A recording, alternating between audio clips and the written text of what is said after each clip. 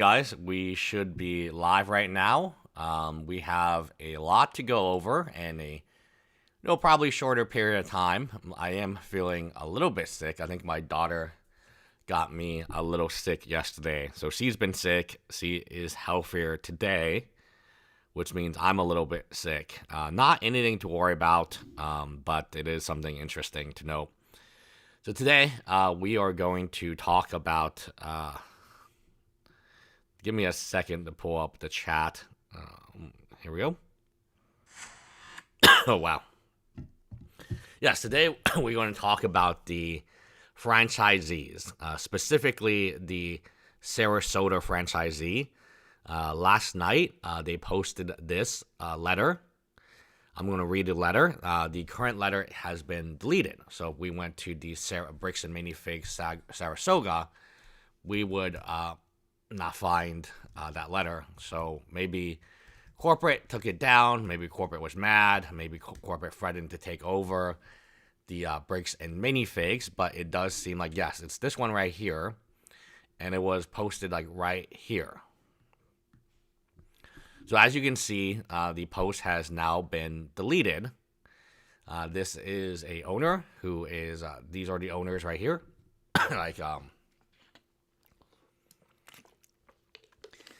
So, yes, they made a big post, but the big post has been removed for whatever reason. We don't know. I don't know. Maybe Bricks and Minifigs corporate. Maybe Ammon Mcneff. Hey, guys. Hey, guys. But this is the correct Bricks and Minifigs that did post what we're going to read to you today. An open letter to the Sarasota legal community. Over the past several weeks, many of you have stopped by our store, called, emailed, or reached out online to share your thoughts about the ongoing situation involving Bricks and Minifigs corporate. Many of you have asked, where do we stand? Others have asked, what are we actually doing about it? Those are fair questions, and we believe you deserve an answer. Our position is clear. We do not believe BAM Franchising Inc. Handling of this situation has met the level of transparency, accountability, or leadership that our customers, our staff, and the broader legal community, or we as independent franchise owners expected. So this is the first one we've seen where a franchisee is openly standing up against the BAM corporate, calling them out. And I think after people, it went down fast. It went down fast. So what we're seeing right now is that somebody had actually had it on their, how would I say? It's like they didn't exit out, so they were able to screenshot it before it got taken down. So this thing was posted, probably taken down within 6 hours, I assume. Again, yeah, this is the first time I've seen a franchisee speak out against BAM corporate. And like they say, if you are the nail and the hammer is coming looking for nails to hit, if you are the only nail sticking out, they will come after you hard. So good luck to the Bricks and Minifigs Sarasota. I'm sure that Ammon Mcneff has contacted them. I'm sure that Ammon Mcneff is watching right now, or some lackeys. Like every franchise owner, we operated under a legal franchise agreement. That means there are real limits to what we can publicly or unilaterally, without risking the livelihoods of our employees and our families. While many people understandably want us to just cut ties, the reality is that franchise agreements don't work that way. But legal limitations are not an excuse for inaction. You asked us to do more than issue statements. You asked us to use whatever influence we have to push for meaningful change, and we heard you. And here, they have joined a association, kind of like a union. It's this. So, we'll talk a little bit more about this. This is like franchisees. It's almost like a players association for the NFL. So they have lawyers, they have associations. Now, the amount of people who joined is unknown. Oh. Wow. Just when you think you're like done getting sick, holy moly.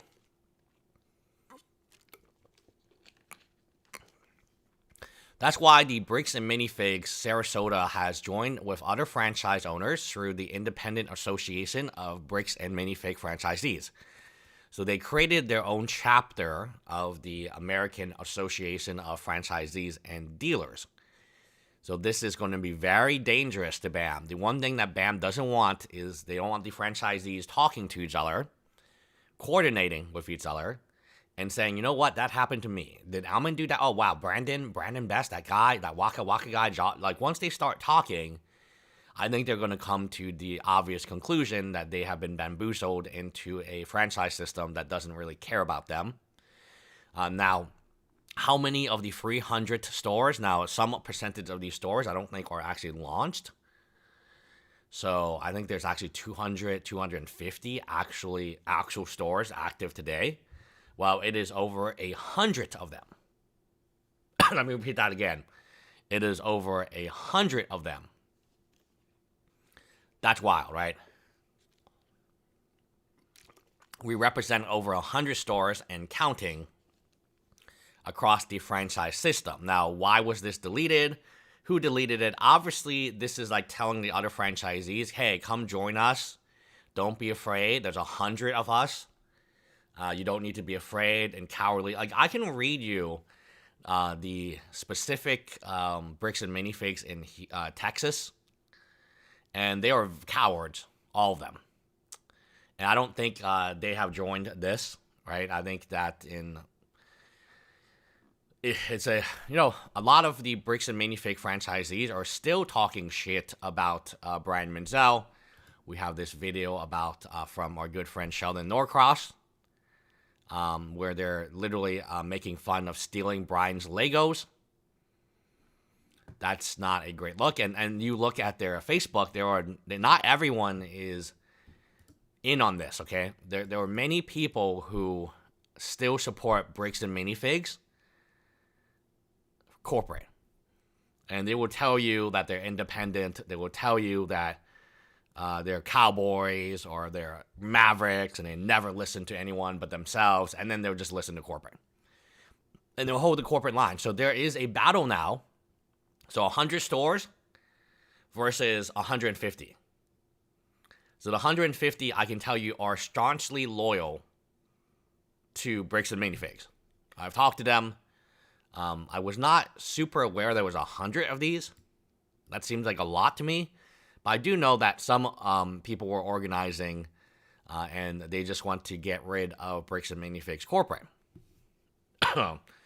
By organizing as a unified group, we have a stronger voice than any one store could have alone. We're actively advocating for greater transparency, stronger accountability, meaningful reforms that better reflect the values of the Lego community and the independent business owners who have served it every day. This isn't about protecting a brand, it's about protecting the trust that exists between local store owners and the community. So once this goes, you're screwed. Because of margins, you're going to pay your Bricks and Minifigs about 10% more than you would pay like another independently owned store. And because of margins, your Brick and Minifigs are going to offer to buy 6%, 18%, or just straight up steal your Legos, right? Because they don't have the margins really to operate within the community, right? They can't give you 70%, 60%. Like, I think the whole structure, I was probably one of the first people to say this, the whole structure of the Bricks and Minifigs franchisees, like, is not advantageous, given the percentages, given the approved vendors, given the interest rate. It's not advantageous to actually running a business. Like, eventually, you're going to hit trouble. And Josh Johnson, Waka Waka, will come. When Josh Johnson's coming, it only means bad things for your store, right? So if you see Brandon Best as like a spy or like, it's pretty much over. We know some people still choose to support Bricks and Minifig stores because of what has happened. We respect everyone's right to, not to support. We respect everyone's right to make that decision. And what we ask is that our store be judged by our own actions, our commitment to our customers, and the steps we're taking to help move in a better direction. We also know that some of you have chosen to stay away, not because you don't care about our store, but because you don't want your dollars supporting a corporate office that you no longer trust, which is exactly correct. They get the 1% and 6%, as well as any vendor kickbacks that may exist with certain partners. We understand that perspective, and we respect everyone making the decision they feel is right. If that's where you stand, there is a meaningful way to support our local store without spending a dollar. Leave us a Google review. It has a tremendous impact on a small business like ours. It helps new customers discover us, strengthens our local reputation, and supports the team that works hard every day to make Bricks and Minifigs Sarasota to a place our community can be proud of. If you've had a great experience, or if an employee has made your visit memorable, your words can make a bigger difference than you might realize. You ask, where do we stand? We're standing with our community, which is not Bricks and Minifigs Corporate. We're standing with our fellow franchisee owners who want accountability. Thank you for your continued support, Bricks and Minifigs Sarasota. And this would be they're organizing under this.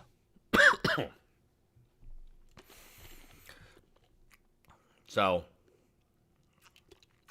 according to that post, 100 of them, which is a lot, that is, again, depending on who you ask and who you talk to, it's anywhere between half and then 33% of the franchisees are now joining the American Association for Franchisees and Dealers. So what do they offer? They offer lawyers, fairness initiatives, fair franchising, accreditation.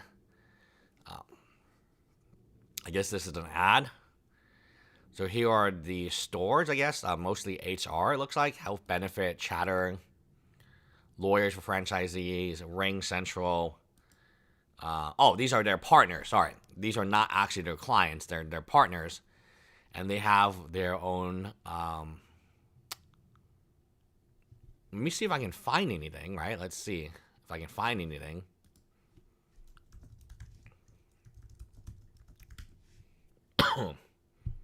No. So there's no information about them on this thing. Very interesting development. Yeah, very interesting. So they created their own group. It's almost like a union. I don't want to say this is a union, but it sounds similar, right? Oh, we have a lot more to cover today. So if you go there and you go here, it is not going very well for Bricks and Minifigs.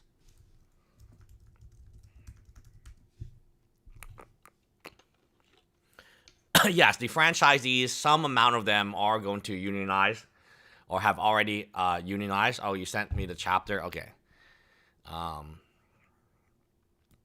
Yeah, sorry if I'm a little bit slow today because like I'm very sick. I realized. Like once you start talking, okay, so this is their chapter. Oh, this is their chapter of the Bricks and Minifigs. You can join them. It doesn't seem to have all that much information right now, but let's see. Yeah, so you can join their chapter. Let's see what that looks like. Oh, and you fill out this paper here. You fill this out, and then you can join them. It costs $95 to join. I don't know how many Bricks and Minifigs have that amount of money now, and there's an annual fee of $120 for each additional member. So yes, it looks like some type of union, right? And there's like union fees and so on. So to join the Bricks and Minifigs, you do have to pay fees. We gotta go to a video because I'm good friend Sheldon. He says, Bricks and Minifigs. Yeah, it's kind of crazy what these guys say on Facebook. A lot of them don't like Reckless Ben. A lot of them really don't like him. And they blame him for all the trouble they have. Well, what's up, everybody? I'm not very happy right now. I'm going to be honest. I'm very offended. So this is the official Bricks and Minifigs Schaumburg, Illinois page, and they're making fun of Brian. Which is unbelievable. Rare collector set just landed. We just got a Lego Star Wars display set. Rare collector set, great display piece, only one available. This is their official page. Let's look at their top comment. Let's look at their top comments, shall we? Is it Benjamin or Brian? Yeah, Jesus. Like, again, a lot of these, we heard from Crystal. Crystal actually didn't get any training from, from the franchisor. So a lot of their responses have been incredibly, heartless, Yeah, so I agree with Sheldon. That's a bad response, guys. Right. Funny stuff. What's wrong with you? It's just unbelievable that they're saying we're doing all this crazy stuff, but yet here's an official Bricks and Minifigs franchise making, and they spelled Brian. Yeah, so I think I can read you some of this stuff that I have. I think I can read it to you. He's always in chat. He's always talking. So I feel like, no, I have a lot of happy birthdays, so it's hard to find these guys now because they're. But I feel like I can read you some of their stuff, right? As long as watching your video from this morning, saw your highlighting of my Facebook comments. Slight correction, I am not following the corporate playbook. I do not speak for them. My page is for my customers. My page is my voice. From the beginning, I have not been silent. I only delete, ban, hate, lies, or anything inappropriate for a family-friendly environment. Other than that, I'm an open book and will discuss anything that is public knowledge. I do not debate. The difference being the object of debate is to win, where the object of discussion is mutual understanding and to seek truth. That's all I'm doing, seeking truth. I am not supporting corporate, I'm speaking for myself. My wife and I invested savings and inheritance into this business to do what we love in our retirement. I do condemn Ben's behavior, trespassing, stalking, harassment. His behavior is not acceptable. If he had approached this case like CoffeeZilla, investigating all sides, I would respect him, even if he is wrong. What Ben has done with his crafted false narrative is generate up hate, death threats, bomb threats, arson threats, vandalism. Corporate has been trying to work with Brian from the beginning. You make a lot of assumptions. I would be happy to give you some clarity if I can. For example, there's no franchise fee programs. The no franchise fee program was an ill-conceived corporate plan, not a rogue franchisee. You mentioned you were near me. You're welcome to come by and have a chat. Coffee on me. Hi, Blank. I've invited you to my live stream tomorrow or next week if you want to clarify anything I or others have said. I believe your opinions are important. I live in Houston, so too far to grab a coffee. But I do believe store owners, like yourself, have a voice in the debate that is currently going on. I like to share it. I have to contemplate that. I do not know you personally, but it appears you are supportive of Ben, so I have to be concerned with your bias. I'm also concerned about your assumptions. For example, they are now fighting back. I have been honest and open from the beginning, not taking the advice of corporate not to engage. This is not new, and it is not a game move by corporate. This is me, and I am not fighting back, but merely presenting and seeking the truth. The hashtag Ben lied, Bam tried is my creation alone, not a directive from corporate. Personally, I preferred face-to-face discussions. I've had these with people in my store. We sat down and discussed, yada yada. Regarding the pro bono, I have not been able to verify this yet, but maybe you can. But rumor is Brian's wife and siblings are litigation lawyers. Why wouldn't they take this pro bono? And it kind of goes on. Look at the package in the video. It is a USPS label. That is a federal offense. And then he sends me the LinkedIn for, I guess, Brian's sister. Yeah, so that's probably the most mild one I can read. So the guy's not bad. He's not like a disrespectful individual. The other ones are far more extreme than that one. But yes, the franchisees are not happy at Ben. They're not happy at Brian. They're not happy at me. They do blame you. They do blame, like, again, they're using the hashtag Ben lied, Bam tried. I mean, you can figure that that's a hashtag that they themselves created. Yeah, he's a good dude, but I don't know, like, why he believes the stuff. So, like, yeah, I think Colin knows who he is. He's a good dude, but he is, like, brainwashed into the bricks. So he's on the other side. This guy's never going to sign up and pay the whatever money to join the union. I don't think it's a union. I don't know what to call it. It's like a bunch of them joining together. I guess it's like a union, right? Brian's name wrong, and they're not even replying to anything. Is it Benjamin or Brian? Are you serious, dude? On a rare collector set. AI. They made this with AI. It's not even real. Yeah, they made it with AI. Jesus. They made it with AI. Come check it out before it disappears into a U-Haul, you mean, is what you should have put. Just unbelievable. You know, we're not even allowed, apparently, to comment or anything, but you guys are allowed as a franchise to make fun of how you guys stole Brian's Legos. Cool. Yeah, what's wrong with you? So, of course, you know, this is getting ratioed to... I don't know who actually liked this. Another Bricks and Minifigs? Are you guys serious? Kalamazoo? So you guys are in on it. Jeez, so yeah. it's just a joke to you guys that you guys stole Brian's Legos. Cool. I'm sure you guys didn't realize that the algorithm thinks now I like Bricks and Minifigs. Yeah, yes. I don't know why it thinks that. Okay. So what happened is I was making videos about, like, the effect. So I was contacting these people, so I had to go to their pages. And during July 4th, I was updating my Umu page, and literally, like, all I would see on my phone, I don't have ad blocker on my phone. I think I have ad blocker on, like, Facebook as well. I just have, like, ad blocker in general. All I would see is just, like, Bricks and Minifigs. They spent a lot of money, right? A lot of money. Also, we're giving away one of these two cards. You got to pick once we hit 50,000. We're like 48,000. So all you have to do is leave a comment, and we're going to give away. This is a $1,200 card. This is a $900 card. So about when we hit 50,000, we should be open as a store.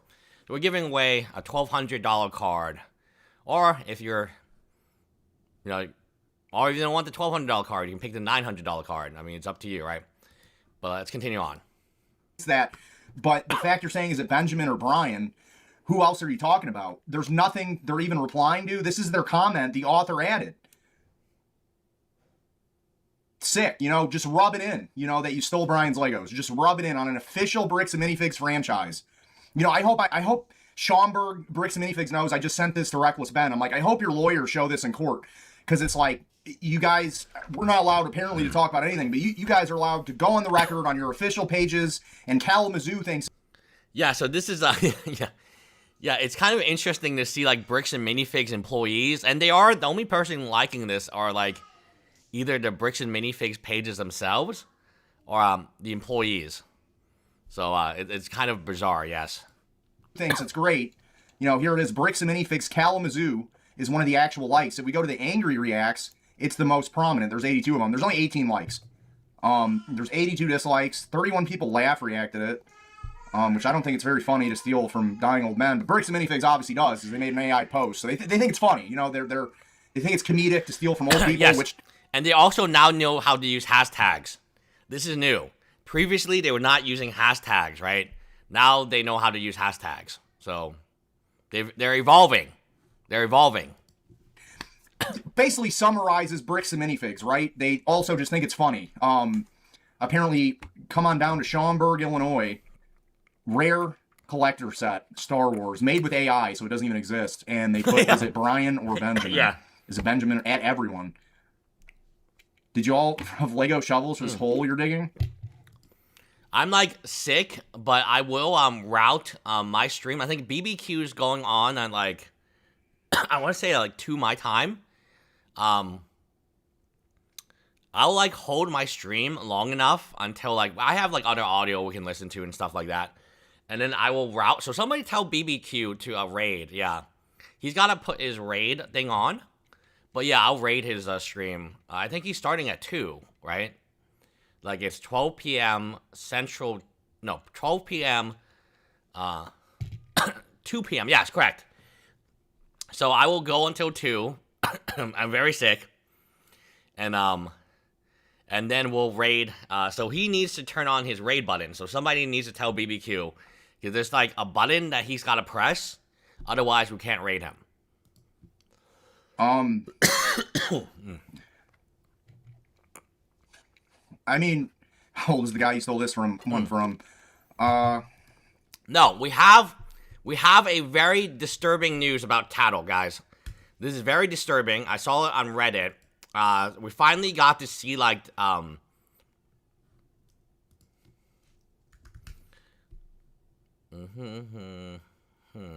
Where's Tattle? Oh, here. So I saw a picture on Tattle, and it was very disturbing. So this is the bird cage in the truck. So this is the bird cage in the truck here. This is the bird cage. So, like,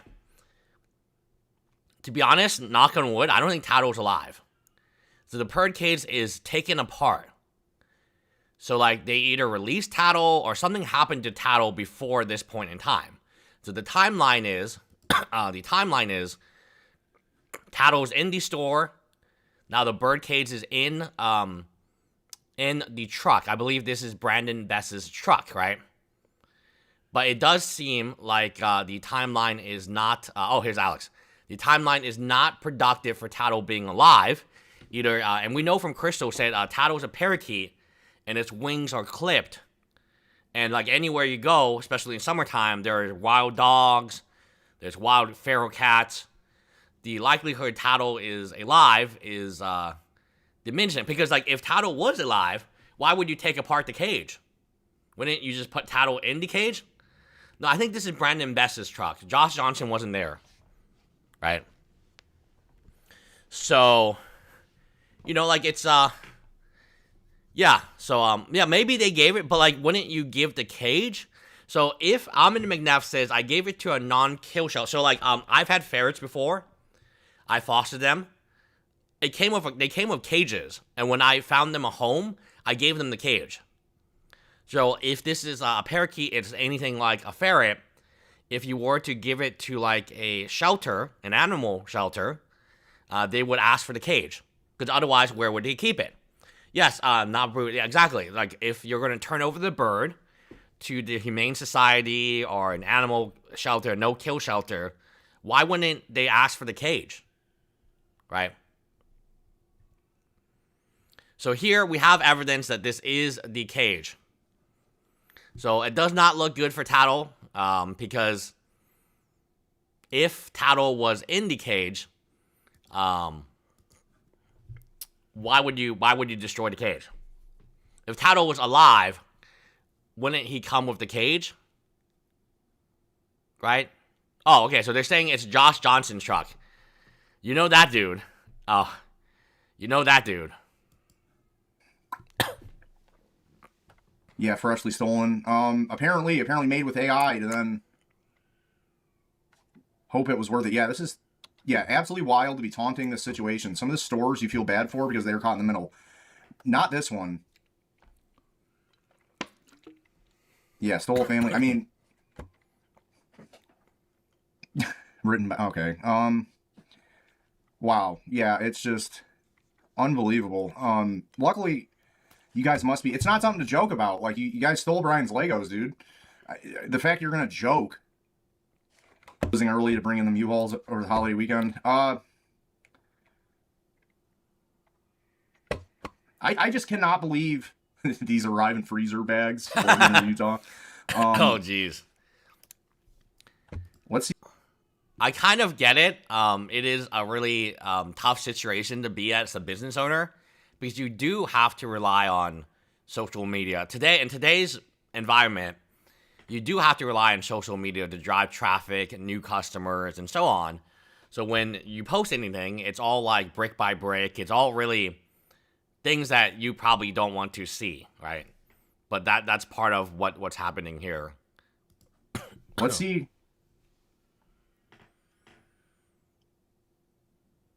Okay, I thought it was more Star Wars. I mean,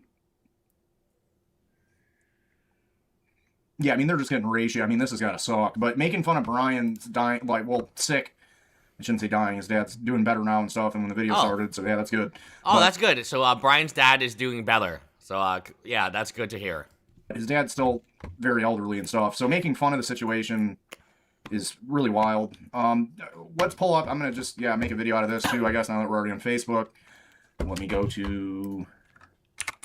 And some minifigs are good, and they're going against corporate, and then you got guys like this who think it's fun. Nice, so I'm back. I had to make a mill note to put this up. Oh, yeah, this is what we went over. Minifigs Sarasota posted this earlier, but they deleted it. But an open letter to the LEGO community. Many of you have been stopped by our store or called email to reach out online to share your thoughts about the ongoing situation. Where do we stand? I'm just going to skim through it. Our position is clear. We do not believe AM Franchising Inc. handle association of franchisees and dealers. Together, we represent over 100 stores and counting across the franchise system. We have a stronger voice than any one store could have alone. We are advocating for greater transparency, stronger accountability, and meaningful reforms that better reflect the values of the LEGO community. So they're starting a union. It's called IABANF, which... Oh, yeah, so I guess it's a union. At least they probably don't steal from old people. So that's cool. Definitely shout out Bricks and Minifigs Sarasota. They're not cool with stealing from old people. Definitely... Yeah, don't be like Schomburg. Yeah, that's the end of the video. I don't know. I'm pretty mad. I'm sure everyone's probably going to clip this everywhere. Please do. This is, like, egregious. Yeah, so shout out to Sheldon Norcross. Yeah, they shouldn't be making fun of Brian or Ben or... Again, you have two different stores. You have one store who realizes, oh, shit, like, this is going to destroy us, our relationship with the community. That would be the Sarasota store. And then you have other stores, like, in Illinois that is, like, you know, they're just making fun of it. So, like... Remember what Last Relic said, is they seem to be your... Ammon Mcneff and Matt Mcneff, they seem to be your friends until they're not. So I'm sure that is kind of what's happening here. Oh, this is a BBQ. I probably got to cover this first, too. So it looks like the fundraiser, the Give, Send, Go for Reckless Ben, has been accepted today. So Ben said he was just busy or something like that. It has almost $50,000. This will go straight to Reckless Ben. And yes, so it took almost a month for Ben to accept, but it says Ben has accepted the fundraiser. Yeah, well, we can look at DFJ a little later if we want to look at Tattle. But yeah, so the fundraiser has been accepted. So now you can donate to here, and Reckless Ben has officially accepted it. And there's already $50,000, or close to $50,000, with a goal of $200,000. This money will go directly to Ben. I still think that Patreon is probably the better option, at least for me, because then I can watch Ben's videos early and stuff like that. So this is a great option, and thanks to the Sean Fitzgerald, who is the wrong. Well, who's actual Justice Warrior for starting that for Ben. So he has a go, Give, Send, Go. Give, Send, Go, and you can donate to it right now. Okay, so now we look at BBQ. BBQ is live streaming today. Shout out to him. I might not make it to 2. I'm trying to make it to 2 for BBQ, but I may not make it to 2. Oh, 3 p.m. So that's 2 p.m. my time. Shout out to BBQ. So I'm going to give him his shout out now. Like the video. He's doing his first live stream at 2 p.m. I wish I could be part of it. I'm just like really sick right now. Yeah, I had no idea how sick I was until I started talking. The cough is back. I need to probably rest. But yeah, so you guys can watch BBQ. He's starting at 2 p.m. Central Time, or 3 p.m. Eastern Time. These times always get me confused. Or 12 p.m. and he's going to pork spare ribs. A nice day to do it, right? A nice day to do it. We'll take a look at BBQ's most recent video. Actual Justice Warrior started to give send go. The race realist. I don't know much about Actual Justice Warrior, but yes, he did start the give send go.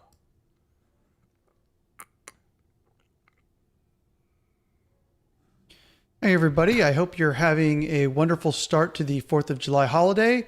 I decided to wear something a little festive for this video. And I wasn't originally planning on making a video today, but I saw some things being posted on the internet, some speculation and rumor that it could have... Legal mindset. Legal mindset. That was not me coughing. That was... And my daughter is screaming and yelling downstairs. So like, I think if we make it to an hour, that will be a blessing, to be honest with you. Yeah, shit's hit the fan. My wife wanted to play Pokemon Go, and that was not a good decision because it was 95 degrees outside. That was not a good decision. The baby is crying. So, like, when the baby's 6, she only wants her dad. And the problem is, like, when my wife went to China when the baby was very young, and both me and the baby were sick, like, this is before we were live streaming. We were sick, like, every day. And I would just, like, carry the baby for 8-10 hours a day until, like, we did have daycare. And previous to that, we did have a nanny. But once we got daycare, we didn't need a nanny. So, like, the baby is, like, super attached to me. Like, no, she's not a baby anymore. She's almost 2.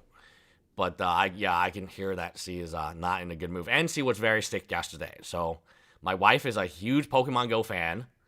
But sometimes I feel like it's too much, right? It's too much, right? So if you play Pokemon Go, you know the most important week of Pokemon Go. It's their 4th anniversary. They had Sabo Day yesterday. They had, like, you know, this is legally mine set. It could have been the case that Bricks and Minifigs has actually paid Reckless Ben monetary damages. And I wanted to address that and clarify the record.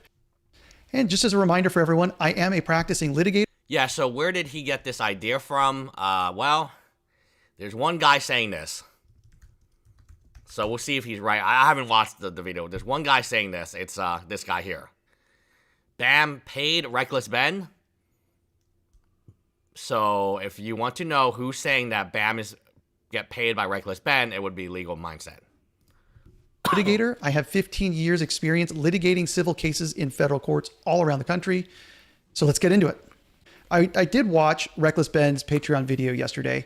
And first and foremost, I want to encourage everyone to go over there, join his Patreon, and watch the video and see what Reckless Ben said for himself. He did not say... Oh, yeah. Thank you, BBQ Counselor, unless you're referencing Reckless Ben and yourself. Yeah, I'm trying to make it until 2, BBQ. But I don't know if I can make it 2. I'm trying to make it until 2 and then send you a raid. But I'm really struggling right now. I am really struggling right now. But yeah, we already gave your live stream a shout out, and I'm sure that people here will definitely appreciate, you know, the pork ribs. So that sounds tasty, right? I think BBQ's video is after Legal Mindset. Maybe, it says 1 day ago. I don't know, but I think it's regarding Legal Mindset because Legal Mindset is saying Bricks and Minifigs paid Reckless Ben. The Lego scandal just took a turn. We can probably watch this video. Okay, so BBQ, you need to turn on your, like, raid button. Okay, we'll raid BBQ regardless. Okay, BBQ's got to turn on his raid button. Say that Bricks and Minifigs was paying him out damages. What he said is that as part of the negotiations between his attorneys and Bricks and Minifigs attorneys, it was pointed out... Oh, so Lego Empire made a video, then Legal Mindset covered a video, and then he thought that was... I find it kind of weird. I'm interested to see what BBQ says about it, because... So Lego Empire made a video. Okay. So the video is... Oh, this video here. Bricks and Minifigs just agreed to pay. I don't know why they would agree to pay Reckless Ben. Like, that's making your enemies stronger, and why would they do that? So again, we'll watch a I don't know, like, maybe he's getting paid, but it sounds weird. It's really weird that he's getting paid. Out that the injunction on Reckless Ben's speech was wrongly issued, and that as long as that injunction stayed in force, Bricks and Minifigs would owe Reckless Ben damages. So would owe, not that they actually paid something out, but that Correct. Yes. And of course they're going to appeal it. They're going to fight it. They're going to dude, the last thing Bricks and Minifigs wants to do is pay Reckless Ben, guys. The very last thing they're going to do is pay Reckless Ben. they were inflicting damage to Reckless Ben, and that Reckless Ben was going to seek compensation for that harm. And that was, according to Ben, a negotiation leverage that his side used to convince Bricks and Minifigs to agree to remove the gag order. And as it stands here today, July 3rd, the courts are closed. We did not get the actual signing of the order removing the gag order, but with all luck, that should come early next week. In any event, I want to address what it is that Reckless Ben was saying and why it is that he... Yeah, so like, how could they be paying him? They hate him, right?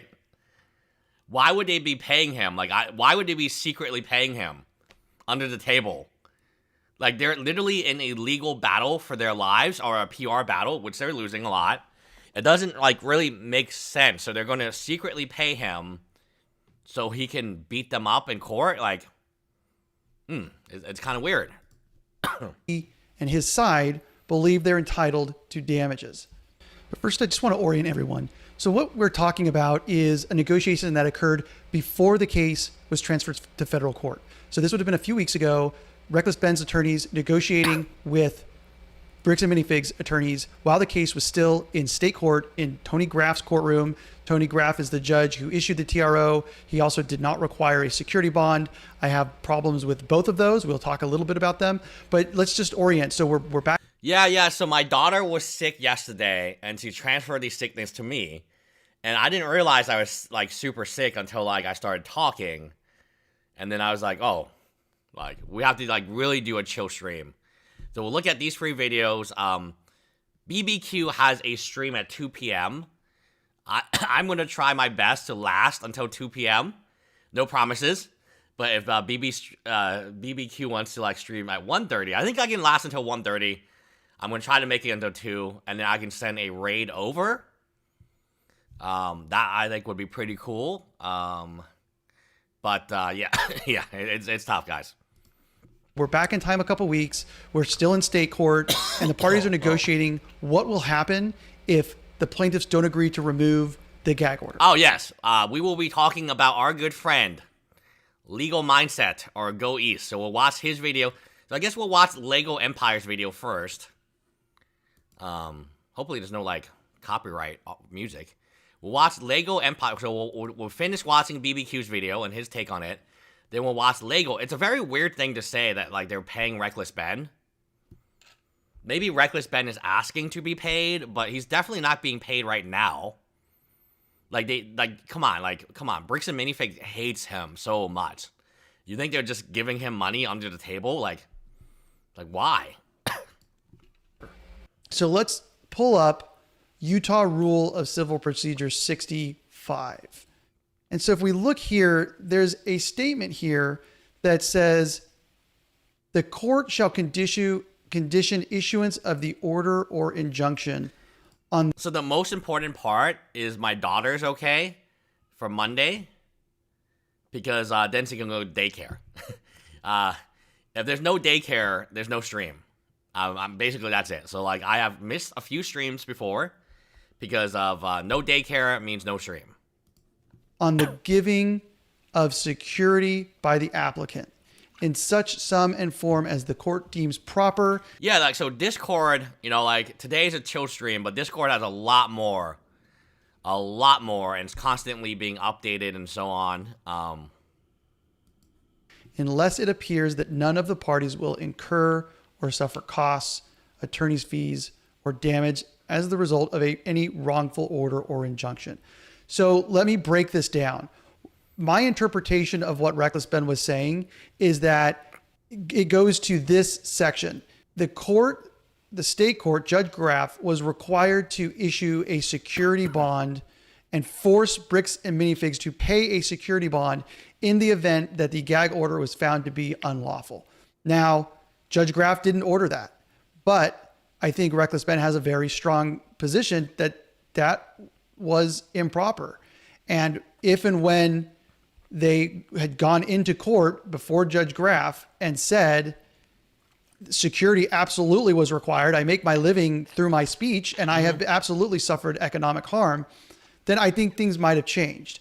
And so what's going on here is Reckless Ben's side was leveraging this security requirement to basically tell the other side, if you don't agree to take the gag order off right away, we are going to come after you for damages for all the amount of money that Reckless Ben has lost, not being able to publish his video. So yeah, the idea is if you publish part 3, right, like when part 2 explodes, you would get more revenue. There would be more views. There would be more Patreon memberships. Like Reckless Ben's entire livelihood as a YouTuber does depend on his freedom of speech, and it does depend on him uploading videos. So part 3 was done a long time ago.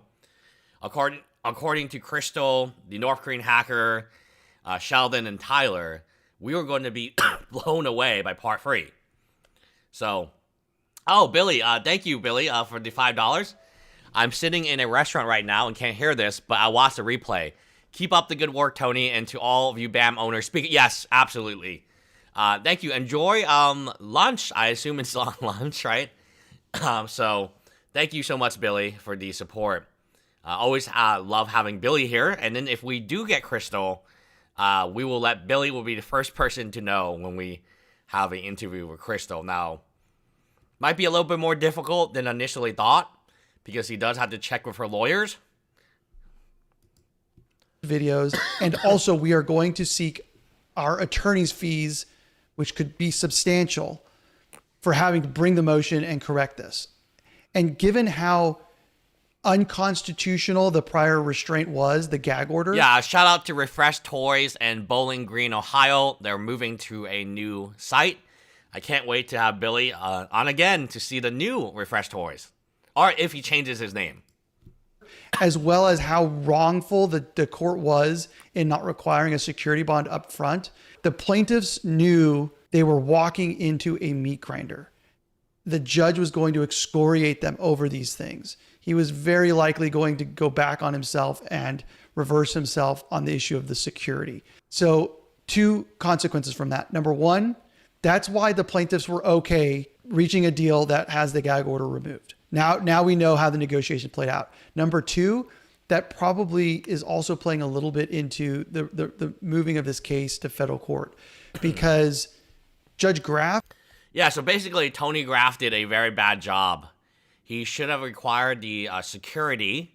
So if you're going to issue a TRO and you're saying, okay, you think this is going to damage your business, but Reckless Ben can no longer release videos, he can't do shorts, he can't do any of this stuff. Well, that's impacting his livelihood. What we need you to do is we need you to give us a security deposit in case the TRO is lost and the TRO is rejected, and then the security deposit will go to Ben. But it's a little bit more complicated than that.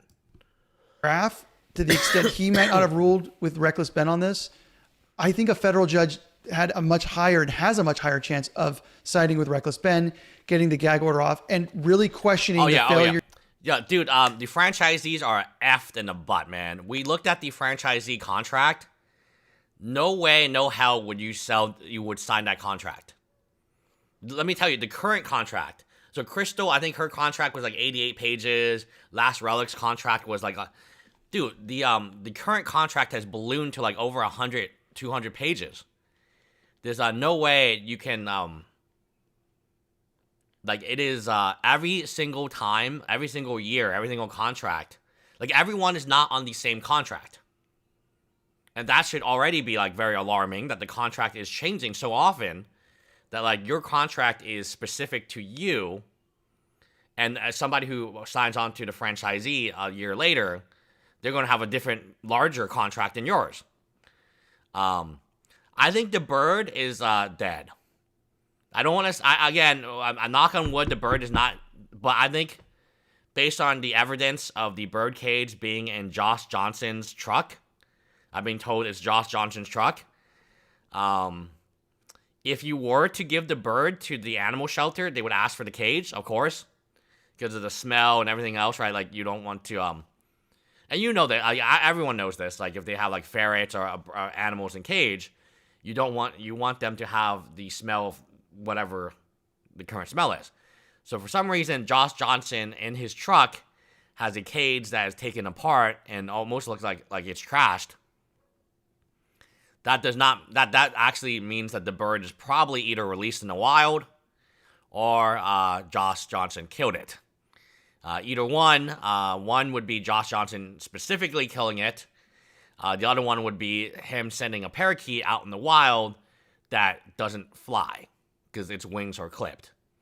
Which, even though it's not a guaranteed death sentence, given the amount of feral cats and dogs, it's unlikely the bird is still alive. Unfortunately, that is my conclusion. If Tattle was alive, he would be alive in his cage. Right? Like, the other scenario is Josh Johnson bought a new cage for Tattle, which doesn't seem to be very Josh Johnson-like. Or maybe they didn't want... But, like, how are you going to take a parakeet without a cage? Like, let's say that you're an animal shelter. The parakeet's just not going to fly around your, like, and shit everywhere in your, like, animal shelter. You need a cage. Right? So, based on the current status of the cage, which is in Josh Johnson's truck, destroyed, taken apart, it is not likely that Tattle, again, maybe a miracle of miracles, right? Some human being found Tattle, and this was in November when it's, like, really cold. Remember, this is, like, when it's really cold. That's why they're all dressed in, like, Brandon's dressed that way. So... yeah, unless another human being found Tattle and had bought Tattle a cage, you know, a new cage, or already had parakeets or some scenario, like, you're talking about a very low percentage of Tattle being alive, unfortunately. Failure to issue a security bond, given the fact that Reckless Ben makes his money through his speech. So at the end of the day, no, BAM has not paid any damages out to Reckless Ben. They've not said they're going to pay. Yeah, so I agree with that. I agree with BBQ. It sounds like ridiculous, right? Like, what? Who's saying this? This guy? In Thailand? Oh, GRB Chaser, what do you want to bet that Josh got bit and then... oh, yeah. Okay. Yes, he threw a fit and destroyed the cage and killed... yo, I would... Josh is... based on, like, how insane Josh is acting... right, remember he was going to threaten their lives, and he was like, "Oh, I don't have guns, and but if anything happens, they're going to regret it." Like, holy mo, like, you know, like Tattle is the percentage of Tattle being alive, I think, is less than 5%. There's always a chance. But given the fact that Josh Johnson is the one dealing with this, and he easily gets angered, he easily gets flustered. He probably calls Ammon Mcneff, right? He has rage issues, yeah, absolutely. He probably calls Ammon Mcneff and says, "Hey, what should we do with the bird?" And then Ammon Mcneff is on speaker to the bird. It's like, so, again, the only reason they took the bird was to threaten Crystal. So no matter what you think about BBQ, someone needs to make one of those Taiwan AI reenact. Yes, hilarious, yes. We need to talk that channel, yes. In Taiwan, they have this AI reenact. It's hilarious. Yeah, it's very funny. Yeah, but it's, they won't even give you the name of the shelter, but supposedly it's a no-kill shelter that would eliminate a bunch of shelters, and we know where the location is. It's somewhere between Eugene and Salem. I just don't think it's alive. I think the only reason they took it was to kill it. Because otherwise, like, why don't you, like, Crystal take it? Like, Josh they're not like bird people. There's no value in the parakeet to them, right? Like, what are they going to do? Resell the parakeet? No, like, it doesn't have resale value. It's just something very sentimental. Obviously, it's a pet for Crystal. It keeps her company while she's working, which is a great pet to have. So, like, man, super bizarre stuff, right? Like, I think Josh took it to send a message. Like, there's no other reason to take it. Like, why would you take the bird? You already took all the Legos. Why don't you take more Legos? Like, why would you take the bird cage Why don't you take more Legos? So then, like, you can resell. Like, I think they took the bird out of spite. Because there's no logical explanation. Your truck can only fit so much stuff. A bird cage is kind of large. It has poop in it. Right? The bird cage has poop in it. Are you really going to take a bird cage with a bird?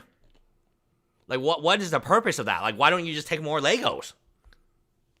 Like, the bird cage is going to smell like poop. You're going to have to handle it. When you discombobulate, the poop will be everywhere, like Josh said. Then it'll be all over your truck. It'll be all over the Legos, making the Legos less valuable.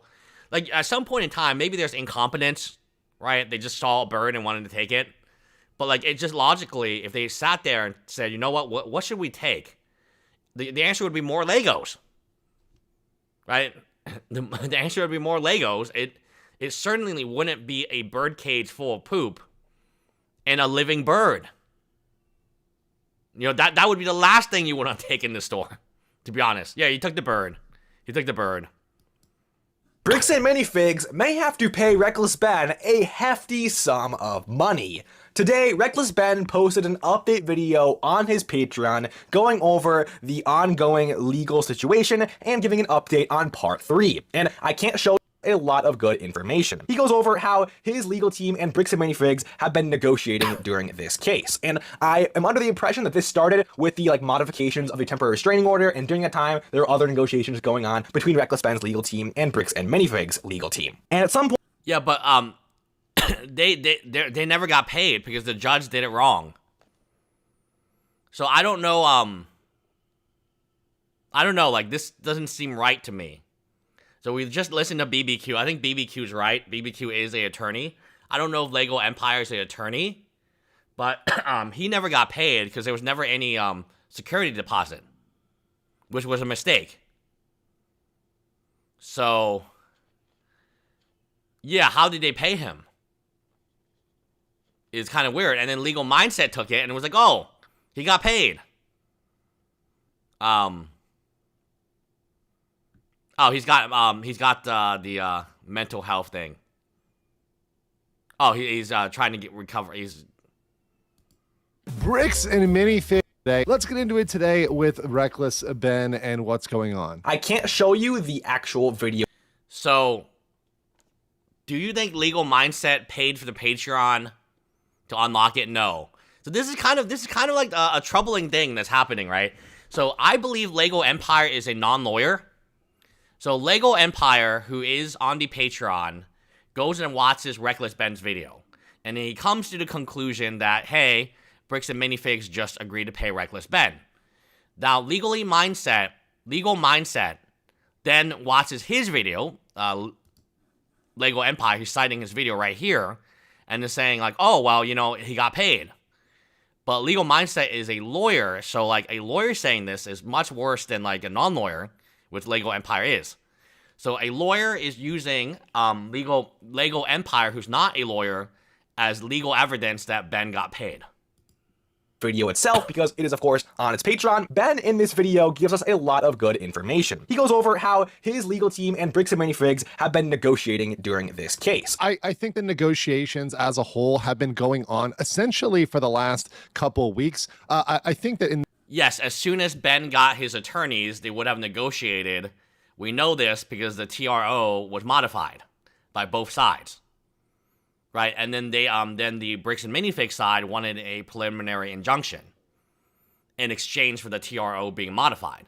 So that is clear. So we know they've been negotiating, but they're not negotiating for money, right? Like, so again, I think this title, "Bam Paid Reckless Ben," is incorrect because, like, no money has actually been exchanged. that in this case, it probably even started before Ben had a lawyer, which is probably some of the problem here. Is Ben and Bricks and Minifigs probably started negotiating without everybody in place. But the question is, for how long have Ben's lawyers or professional mediators, how long have they been involved in this? We don't know how much Ben is actually listening to his lawyers and doing what they're telling him. We do know. If you watch the Patreon video, and this is why I don't think Legal Mindset watched the Patreon video. In the Patreon video, Ben is saying how awesome his lawyers are, how he trusts them, how they're working for him really hard. let me repeat this again. I don't think Legally Mindset saw the Patreon video because he didn't want to pay the $5, $10. Yeah, Legally Mindset in Thailand, and then he just went on this guy's video. But the problem on basing on this guy's video is he's not a lawyer. So this guy, a non-lawyer, watches the Patreon video, and then he's like, oh, cool, they're getting paid. Reckless Ben is getting paid. And then he makes his own video, right? And then Legally Mindset is like, oh, cool, they're getting paid. But, like, this guy doesn't understand he's not getting paid. So we watched BBQ's video. Maybe BBQ can talk more about it on his live. But, yeah, they're not getting paid, right? Oh, Savvy Turtle. Savvy is in chat. Probably why you didn't get your tea is because of all the legal mess. You have to wait until Ben is free. Yes. Yes, that's another thing about the t-shirts and so on. They're made. So if you watch the Patreon, Ben is actually wearing the t-shirt that he sold. And he's talking about, like, oh, everyone's going to get it and so on. He's just waiting for the TRO to expire. He's waiting for the TRO to expire. But this is a very interesting thing in the law, right? Like, you have a... So the main source is Ben's Patreon. The main source is Ben's Patreon. But no one can play Ben's Patreon because no one wants to... No, obviously it's just better to go to Ben's Patreon and listen to it. That's the main source, right?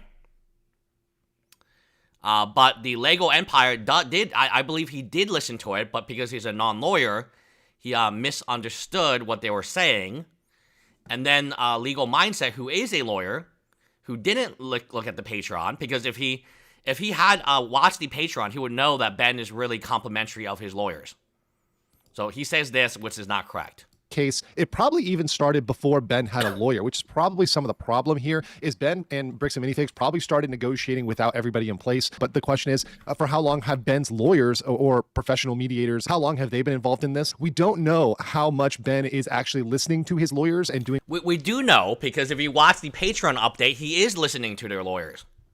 He specifically says, I have great lawyers. I don't know if he says, like, listening to his lawyer, but he says, I have great lawyers, I trust them. Something along those lines, right?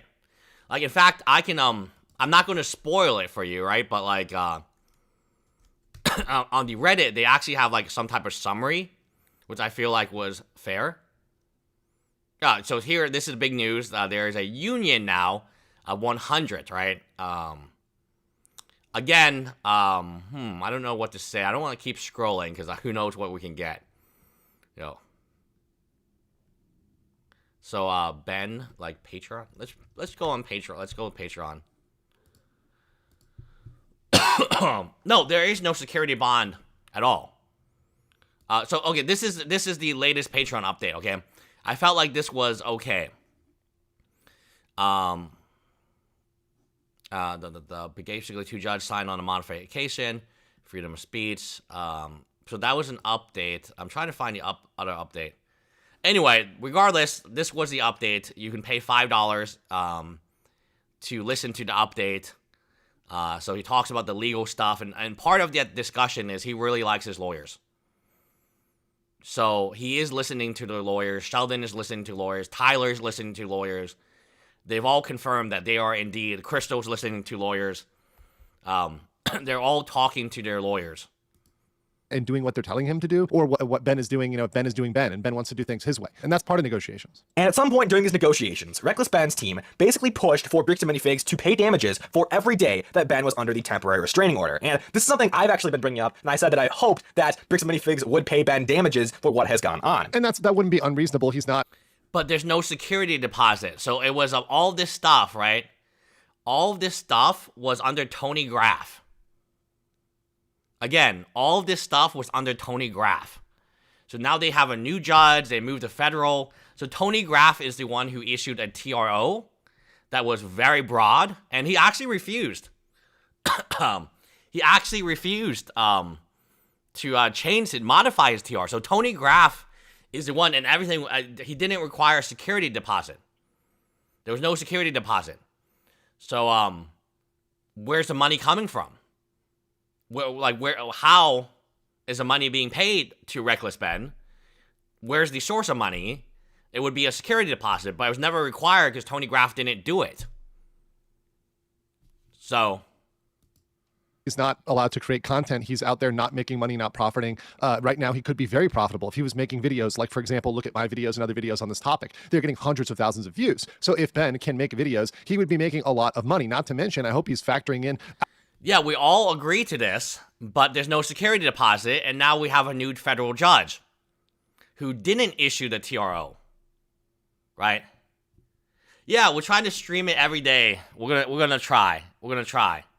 No, the misinformation came from this guy who's, so like, I understand, it's kind of like so the misinformation came from Lego Empire, because he watched the original, he watched this, so I can tell you exactly what happened, and then we can go to, we can go to a BBQ counselor. So this is what happened, okay? This video comes out, crazy legal updates. He talks about his TRO, he talks about the federal judge, talks about, like, other stuff. This guy watches the video because he pays for the Patreon. But this guy's not a lawyer, so he misunderstands, and he believes that Reckless Ben is being paid. This never happens. Bricks and Minifigs would never agree. In a million years, they would never agree to pay Reckless Ben. Now, a court can force them, but they need a security deposit. Again, where's the money? Where like, follow the money. Where's the money? There's no money because there's no security deposit, okay?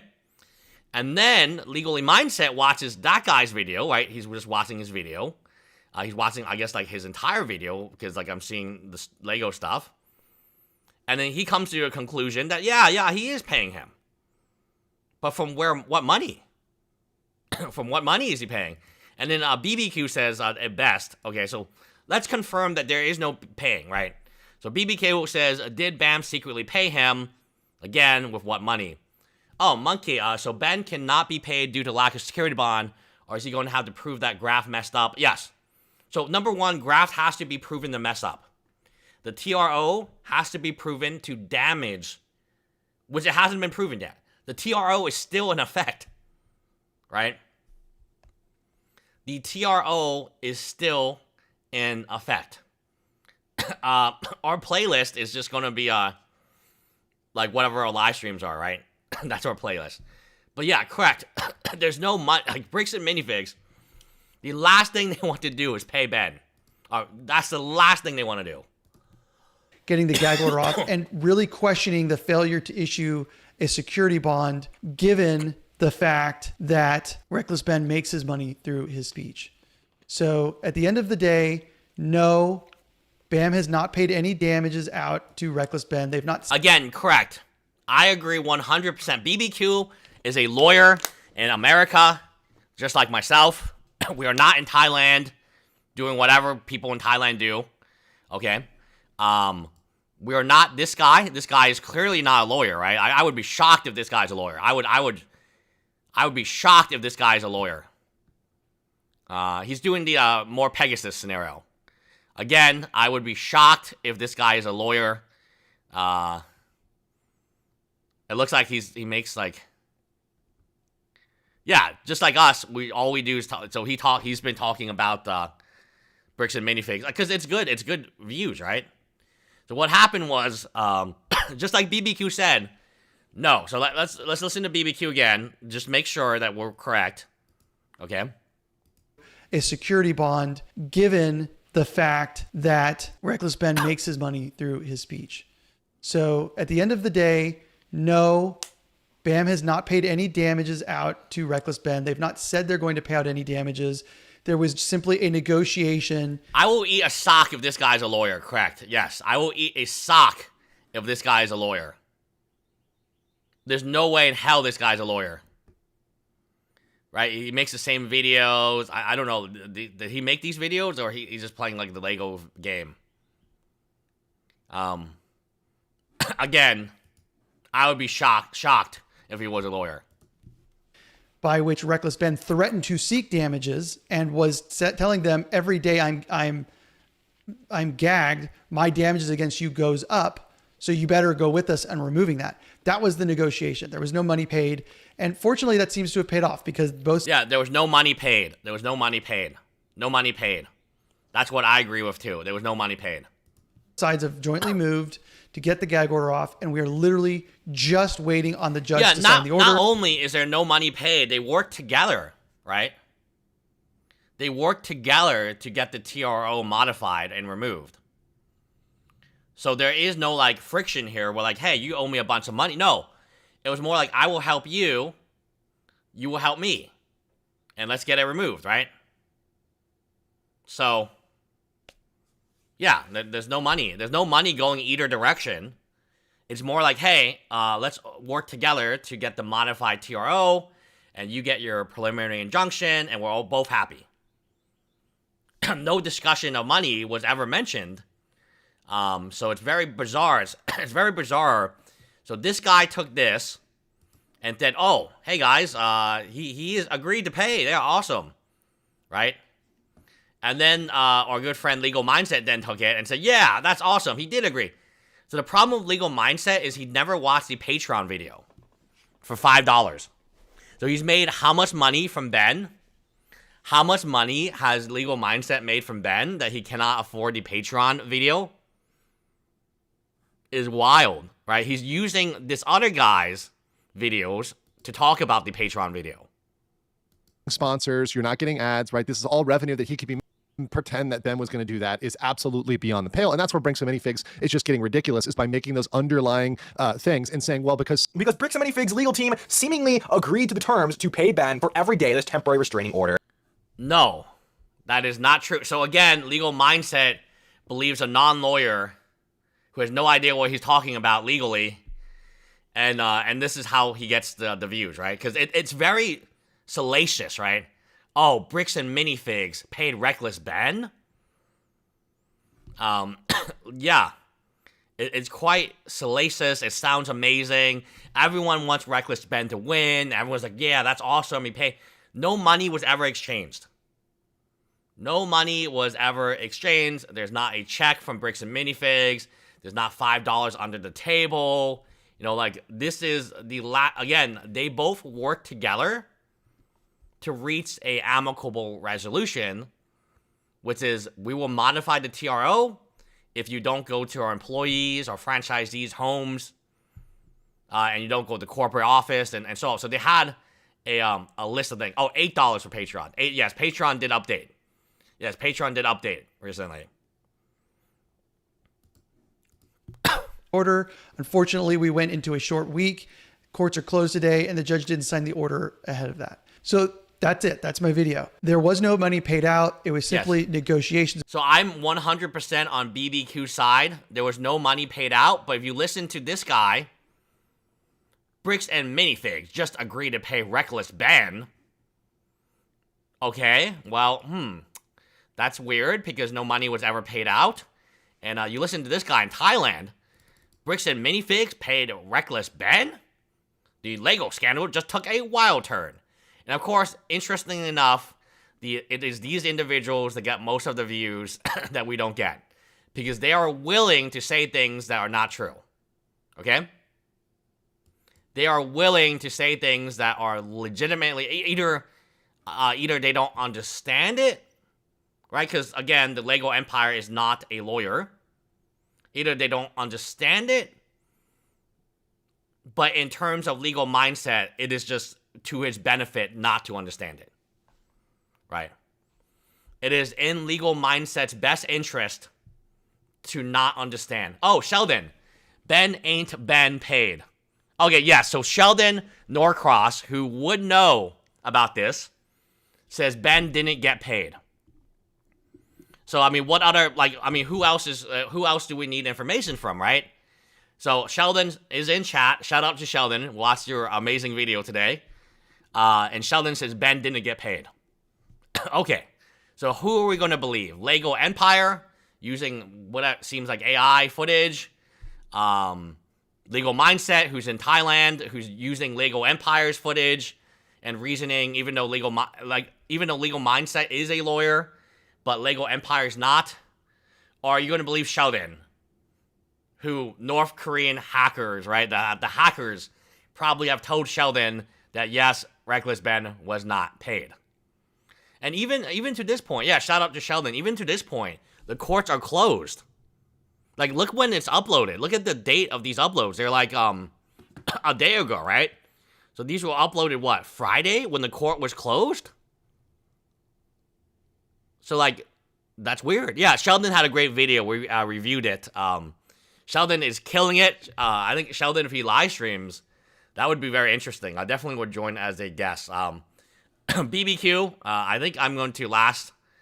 I'm not going to make it to 1:30, unfortunately. Yeah, facts are facts, right? So, but then you ask Legal Mindset, okay, cool, you said that he got paid. What are you pointing at? Oh, I'm pointing at a guy called Lego Empire.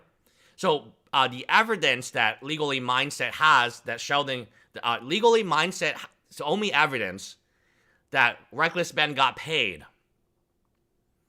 is Lego Empire, a non-lawyer, right? A non-lawyer. Oh, what's the Tattle video? I don't know. Okay, where's the Tattle video? So we'll finish BBQ and then we'll go on to Tattle. I don't know where the Tattle video is. Is that from BJC? Oh, jeez.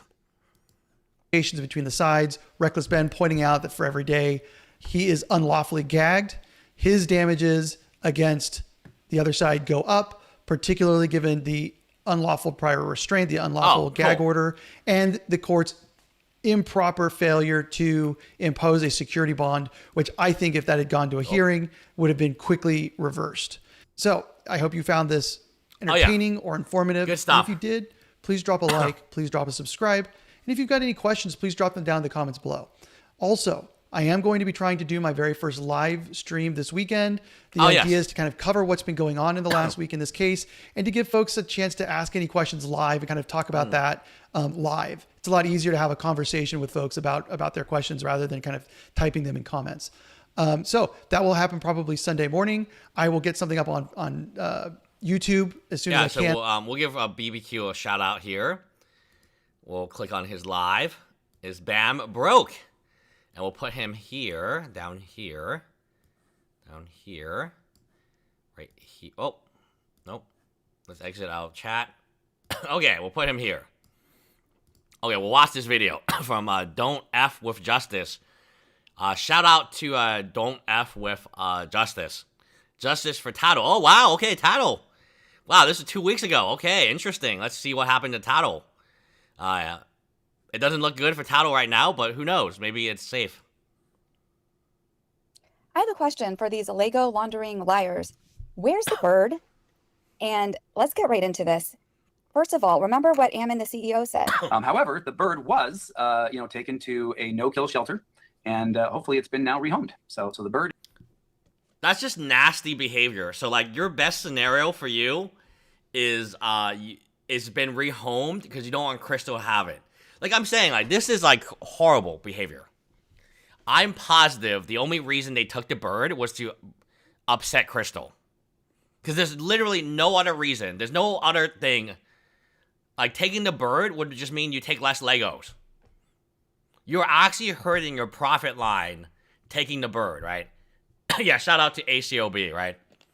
So like, why would you take the bird unless it was to like send Crystal a message when you're negotiating with her later on, right? The bird is hopefully in very good hands right now. All right.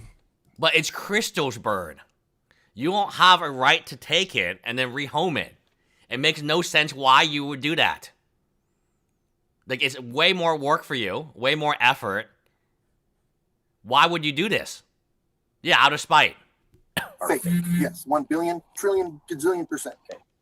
So for the first time, I think I actually agree with Josh Johnson here that what Ammon said sounds pretty fake to me. Let's see what Crystal has to say about it. Remember, this was her bird, her parakeet named Tattle. I don't know what happened to the bird. I know what he has. We're going to circle back to the bird. I thought I was leaving the bird in safe hands. I knew that I had staff members there that would take care of the bird. Yeah. I hoped that they would reach out to me if anything happened with the bird. I don't have a video of this, but I do know. Yeah, what happened to the staff members? So apparently it wasn't just Crystal, it was also staff. Did they see the bird being taken away? That's interesting. That that red truck was being loaded up with what he says was garbage. Okay, red truck is Josh Johnson, I'm being told, is being loaded with garbage, which includes the bird's cage, which the bird needs to survive. And I know at some Bullshit. point, cage Bullshit. Bird cage. There was a bird cage. to that truck. That So she's referring to this red truck, which she then. Oh, very interesting. This is the bird cage. You can kind of see it, where the bird is going to like put its claws into, right? So this is the bird cage right here, near the corner of the truck. This is the truck, and so it is Josh Johnson's truck. It is Josh Johnson's truck. So we know that Josh Johnson took the bird. But where did it go? Lets us know that this was Joshua Johnson's truck that was at the BAM Salem store the next day after. So this was on the 15th. Remember, she got her store was taken over on the 14th. She was locked out. They changed the locks that night. The 15th, she sees on one of the cameras that hadn't been taken down yet. She sees Josh Johnson's car, and in the bed of the car, in the bed of the truck, it's full of trash, including the bird cage that I have. Bird cages are expensive, by the way. They're not cheap. Like bird cages they cost you $100, $200, depends on the cage, of course.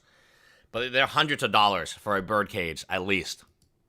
From the Savvy says, don't like ACOB. They sold out early on before the TRO with the bullshit story about having a connection to BTS BAM, then allowing Matt to push the TRO live to Ben in chat. Yeah.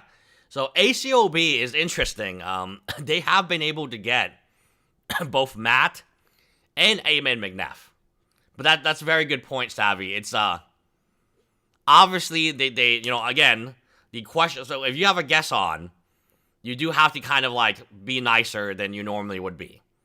That's what I would say.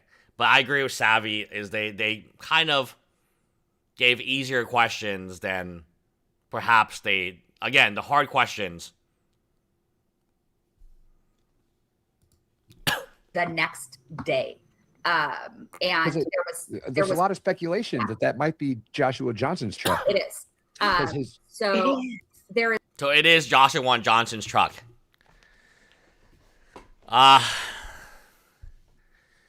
Okay, so let me ask you this whole, like, if the TRO is not in effect, why has Ben not released his video? And if the TRO is not in effect, why are they trying to modify the TRO? So let's logically think about this. If the TRO is moot and gone, why are they still trying to modify something that isn't affected? Right? Let's think about this for a moment. Let's kind of use our brains and think. If the TRO is gone, why has Ben not uploaded his video? He's not uploaded video because he's talking about the TRO. And if the TRO is gone, then why would they need to modify it? No, I mean, the Utah laws, like, it doesn't matter. They're in federal now, right? So again, everyone's waiting for TRO to leave. I don't know. Don't delete the message. It's like it's a good conversation piece. It's a good conversation piece.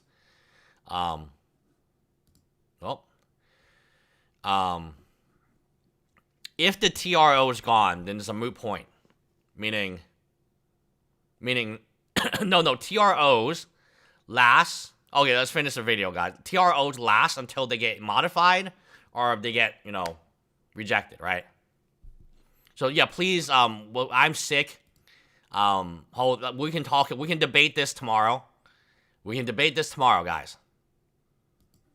There was one security camera that was angled at the garbage can that was left up until the next day. And I didn't save any of the footage because you didn't see anything in it. But I did grab a screenshot of the footage of that red truck. So good for her for getting that. But here's the problem. Most rescues for birds, even the humane societies, they require or prefer. This is true. That you include the existing cage and accessories to ensure the new owner has everything necessary. So for her to see the bird cage in the bed of the truck with all this trash. Yeah, I think when you see the bird cage, the title's like life expectancy has just dropped like by 95%. Because yes, this makes perfect sense that they do need the cage, right? Because when it gets adopted out, you want to adopt it with the same, and it's also a lot about smell. It's also a lot about smell, right? So the bird, when you bring the bird to the Humane Society or Avian Rescue, it's going to be really stressed out. So you want to put it in a cage that it's familiar with, so it doesn't like, you know, hurt itself, like, you know, again, this is why, like, even if you can give a toy. Oh, hey, Laughable Larry, thank you for the 5. How do they determine what damages Ben could get off of hypothetic profits when his channel is always Exactly. That's what Sheldon told us. They would have to, like, pay a third party. They would have to pay a neutral third party to then make an expert. So an expert can tell you what the hypothetical profit was. And whether or not it was. So there are experts in court for everything. They would need to hire Ben would need to hire an expert, and then the expert would say, "Oh, see, this is how much money Ben lost," and then they are like, you know, maybe a former YouTube, maybe they worked in YouTube before, maybe they're familiar with yeah, BBQ counter. This animation is helpful for me to understand and compare the size of the bird to the cage. It makes you wonder. So, do they put the bird in the bird cage, take it to? Yeah. So if you are going to rehome a dog, please give it like a stuffed animal that it has at home. It makes a huge difference, right? Because the stuffed animal has the smells of the people at home. So even if you are not a great person, you can at least do that for your dog. Let me repeat this again. You can at least, you know, give him a blanket or a toy, or, you know, something like, we have like, what was this monkey? It's called Punch the Monkey. Yeah, it's called Punch the Monkey. And he carries this stuffed animal around because it makes him feel safe. It's like his mom. So this is the viral Punch the Monkey. He loves his stuffed animals. He's like, you know, hanging out with it, and then people try to attack him. It's a very sad situation. Hopefully he's doing better today than before. But yeah, this is Punch the Monkey. So obviously he has these really, it really does matter if they smell. It's a smell. So like, unlike us, you know, the animals have different senses of smell. So the parakeet should be in its original cage to prevent self-harm. This alleged no-kill shelter, drop the bird off and then take the cage, drive it back to the store, and then put it in the bed of the truck with a bunch of trash. Does that make sense? Josh, can you please explain this to me? Why was the bird cage in the bed of your truck with a bunch of trash on the 15th? So here's the other issue that I have. So I looked up, you know, where you can relinquish a bird in Salem. Oh man, we might be able to make it. So BBQ got to go like a little faster, and then BBQ maybe log in a little earlier. I think I'm gonna make it by just watching and reacting to videos, Denon style. No, not Denon style.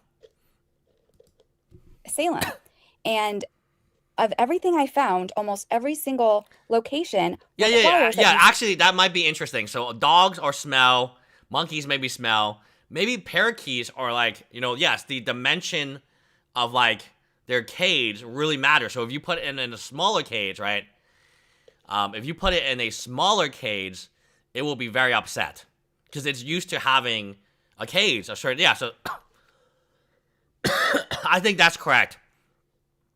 It might just be the dimensions of the cage and what it's used to is really important to the bird. If it does get a smaller dimension, it could be really stressed out. Or if it gets a larger dimension, it also could be stressed out because it's not familiar with where the cage ends and where it begins. You schedule the drop-off. And one of them, this is for birds specifically, one of them you even have to fill out a form. And for the Oregon Humane Society, which primarily serves cats and dogs, their Salem-Portland area branches sometimes take in small birds like parakeets or finches, depending on capacity, but you must call ahead and review the rehoming guide to determine admission and book an appointment.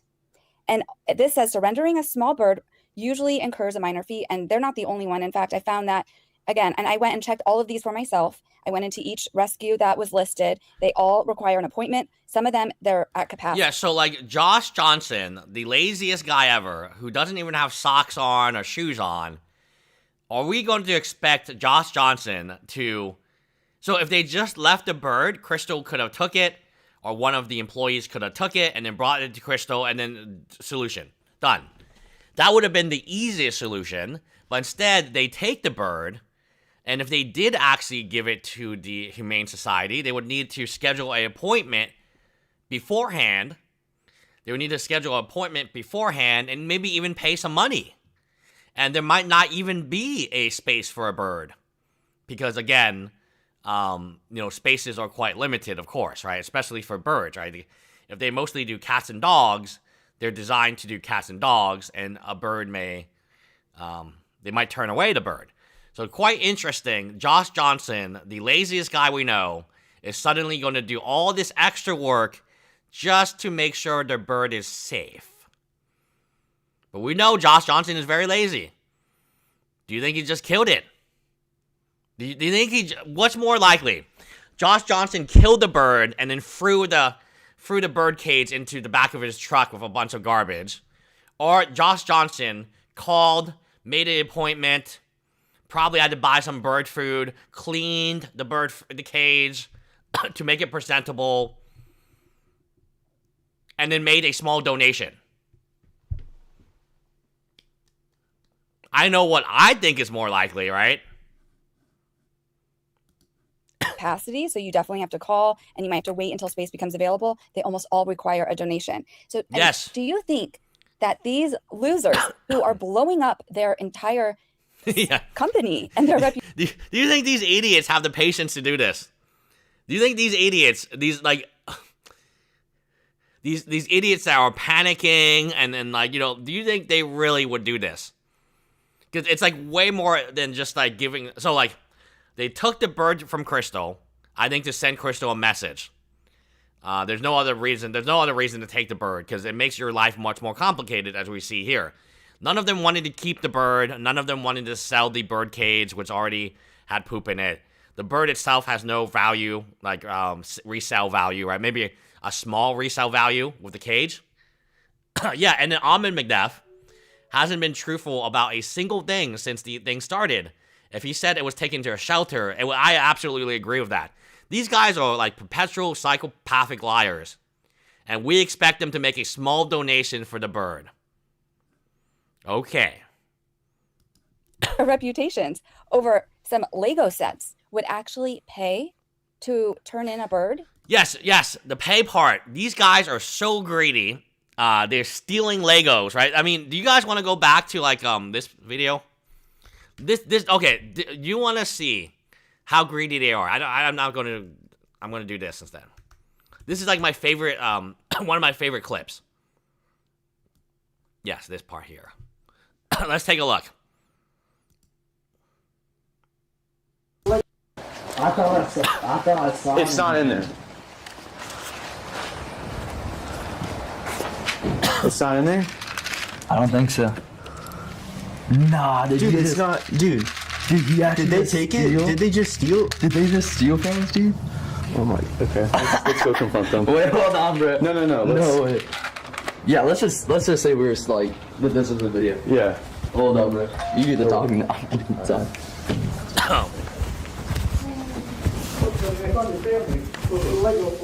By the way, this is MS Bricks.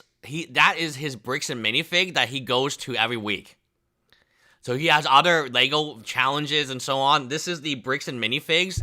He probably knows the owner. He probably knows the store manager. He definitely knows the store manager and employees. This is literally his Bricks and Minifigs that he goes to. Here they are.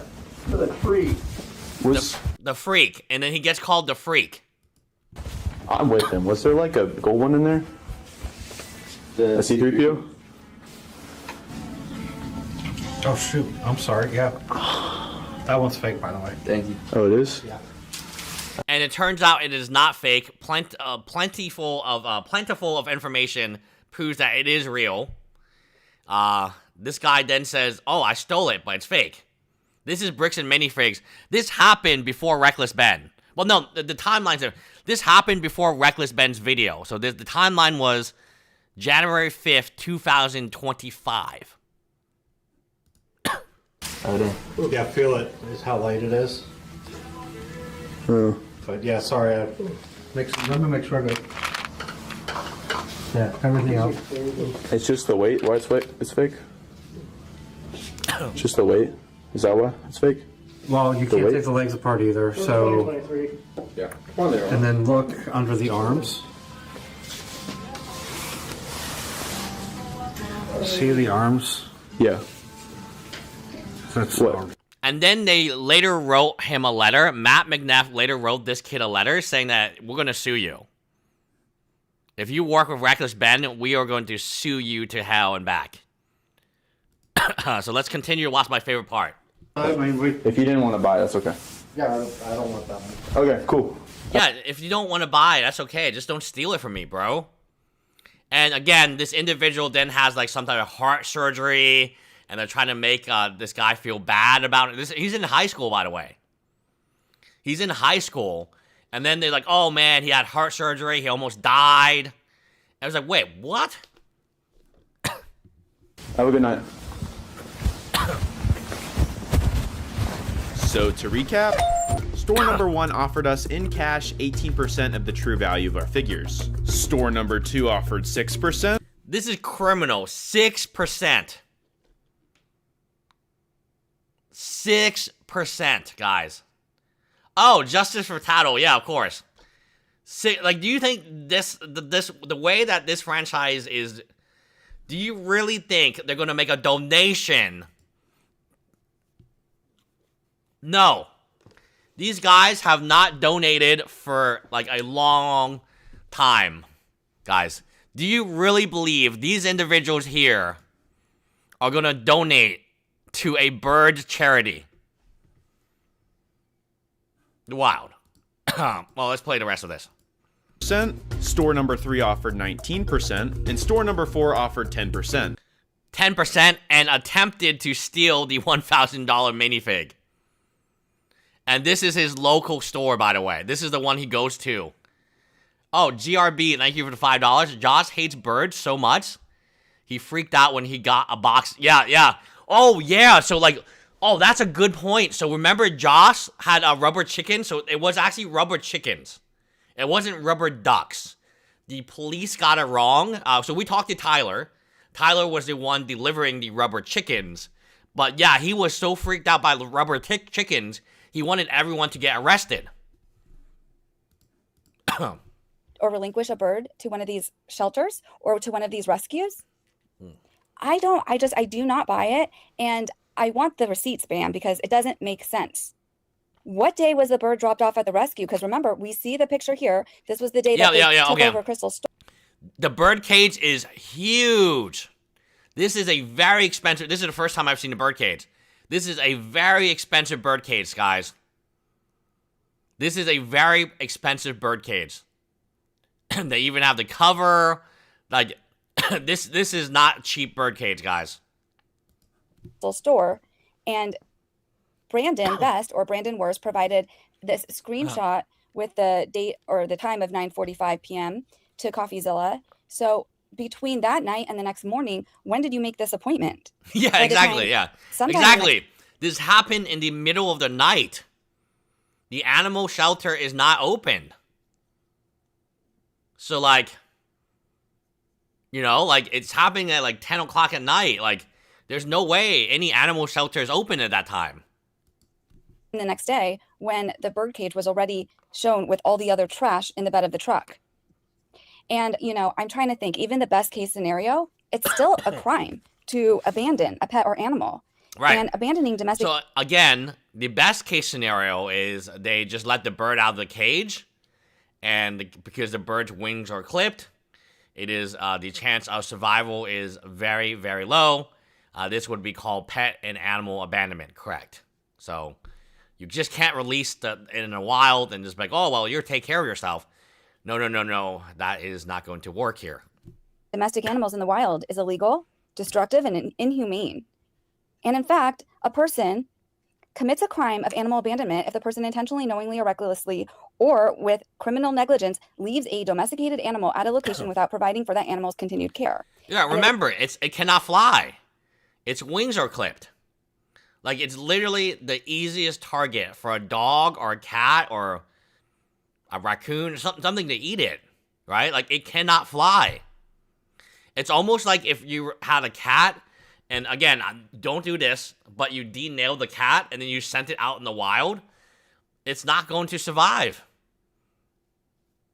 Where's it going to get food in November? What's it going to eat? It's cold.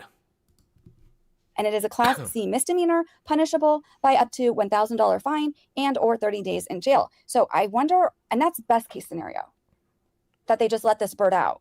But that would still be a crime. And I wonder what Josh would have to say about that. It's a Class A misdemeanor to impersonate a process server in the state of Utah. So right now, I want her arrested for impersonating the process server. So right now, So I think I want him arrested. Yeah, but I don't think the timeline. So if the clip wings grow back, I don't think the timeline is like how long? How is it going to survive without food? It's yeah. So declawed. That's what it's called. It's like letting a declawed cat in the wild. It's not going to end well. Because it appears, unless they can show the receipts, and I'm happy, I hope I'm wrong. I hope they can show the receipts of what shelter they took this bird to, because I do not believe it. I absolutely do not believe it. It doesn't make sense. I don't think they had time to. Yeah, they hate elderly people, and now they hate animals. Wow. Holy moly. Make an appointment. I don't think that they would have driven to relinquish the bird.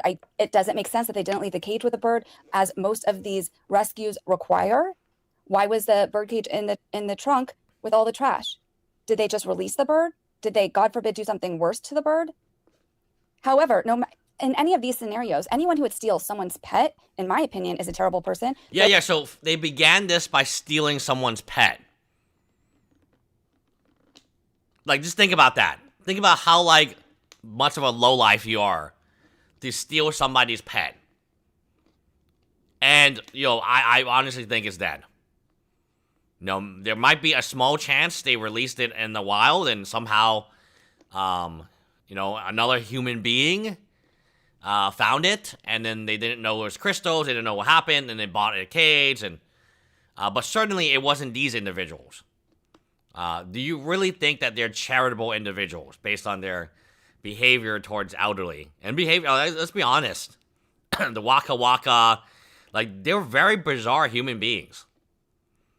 People are saying Josh ate it. I think there's a larger chance that Josh ate the bird than the bird actually is alive. If you break down the 100%, I think it's very sad. Those that are cruel to animals never stop there. And if yeah. So if you find your kid abusing cats or dogs or something, I promise you, it's going to get worse. Right? That's how serial killers practice. Terrible enough to hijack someone's store and someone's pet, I do not put it past them that they would steal people's Legos. There's something, in my opinion, clinically wrong with these two guys.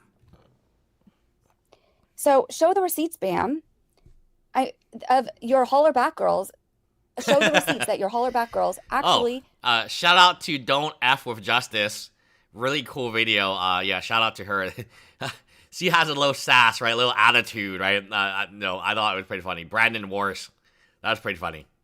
Relinquish the bird to this, quote, no-kill shelter, which does not exist. There's not no-kill shelters for birds. There is the government agencies like the Oregon Humane Society, or there are rescues and rehabs. So just let us know which one. I'm happy to call and confirm. Hopefully you can show the receipts, because otherwise this looks to me like something happened to Tattle that maybe was not legal. So yeah, man, justice for that's messed up. Like, honestly, these guys are so Ammon Mcneff. So Reckless Ben goes to Ammon Mcneff. He doesn't even know he's a CEO. He said, we can do it the easy way or we can do it the hard way. Which do you want? And they're like, oh, we want the hard way. That sounds cool. Okay. They could have literally done nothing and just left the bird in its cage. The bird probably, because at the end of the night, probably has some poop smell and so on, right? Like, you know, again, it's a bird cage. It's going to smell a little bit, right? At the end of the night. But, like, in their infinite wisdom, instead of stealing more Legos, they steal the bird cage with a bird in it for no reason than to cause pain. It's so mind-blowing that they're, like...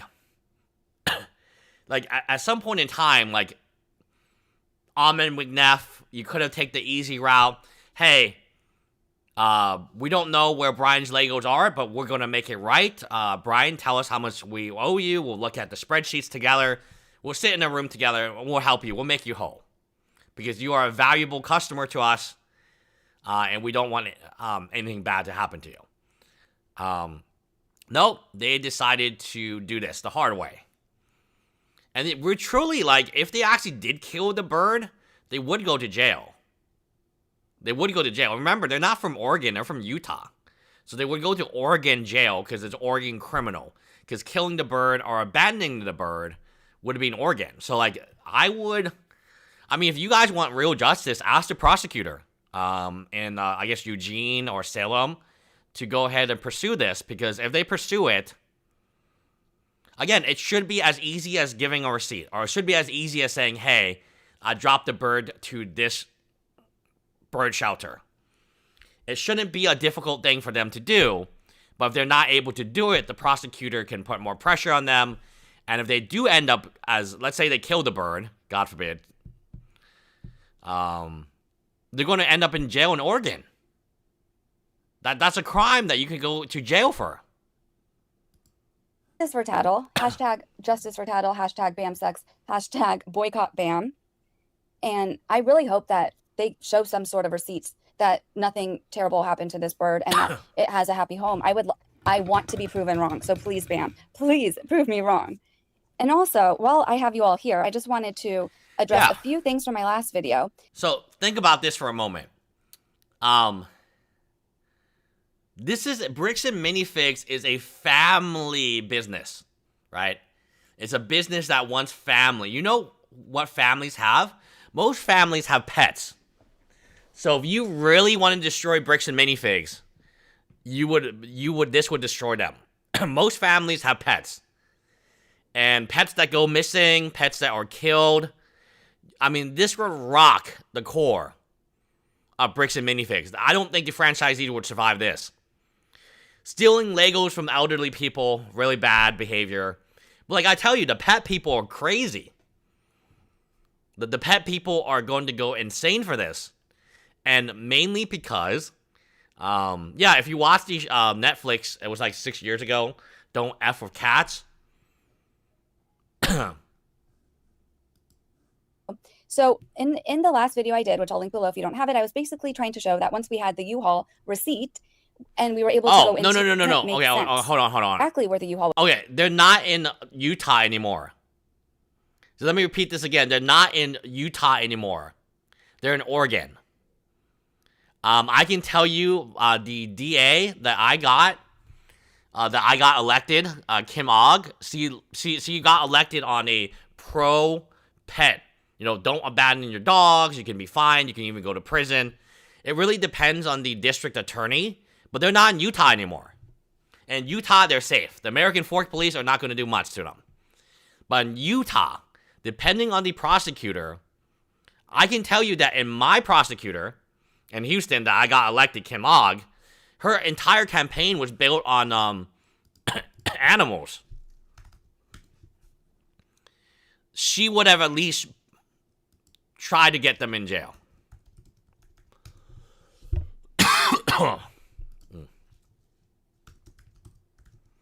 And again, when you have a prosecutor with unlimited resources, what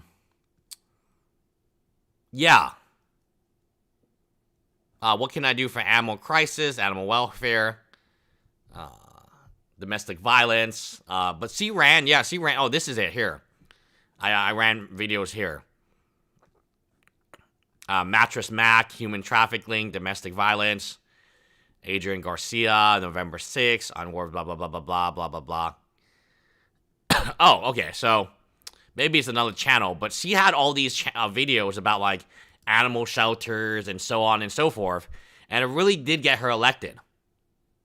It got, because people love animals in Houston, right? They do. Maybe on Utah, they don't like animals, right? But in Oregon, they certainly do. They're nature people. U-Haul was picked up in Eugene, and how we have this screenshot of the ring cam video when the U-Haul was at the Salem store that evening,